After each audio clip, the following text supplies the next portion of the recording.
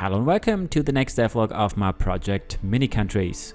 This week it will be a shorter devlog video where I will show you the new possibility to connect two lands over water.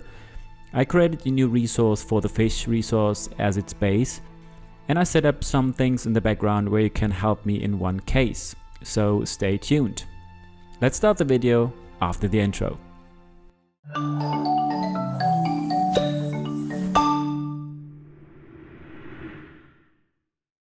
Over the last 2 weeks I did a lot of things in the background, like the new game trailer, which will be released in 2 weeks.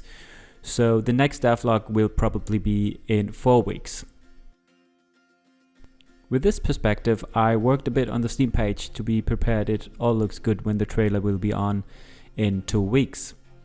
I created some small animations showing the key features and updated the text a little bit. I think I'm now ready to go if the trailer has been completed. When designing the levels, I notified that there should be a possibility to connect land over water, so I thought about adding bridges to the game. First of all, I had to add another tile type to the game, which technically is a hex tile for the water, but it should be transparent in the game, since I already have a water plane. I also added the functionality to the editor I make the country shapes with.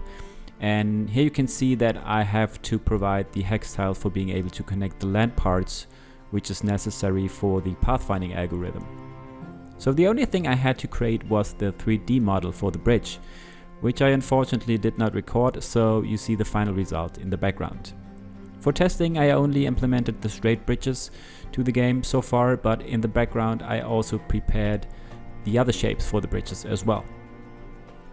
And that's how the bridges look like when they will be shown in the game.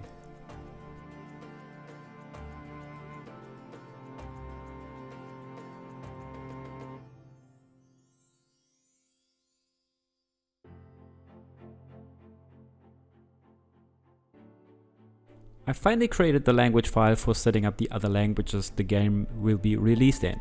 So far the whole translation has only been completed for German and English. But now I've uploaded the translation file for the languages I would like to support in version 1. I will put down the link in the description, and if you would like to help mini countries to get translated, you can request access to the file. The languages I'm currently looking for are French, Italian, Spanish, Brazilian Portuguese, Chinese and Japanese. So I'd really appreciate it if you would help mini countries getting translated. One thing I had to add was the resource combination for the fish resource. So far I only had the level 1 resource for the fish, which comes directly from the fisher hut. Though I thought about what resource could be the upgrades and decided for cooking oil and a tin can. And finally I've created both icons and added them to the pop-up the player can open to look up all the possible resource combinations. And of course the production cycle for the fish also works.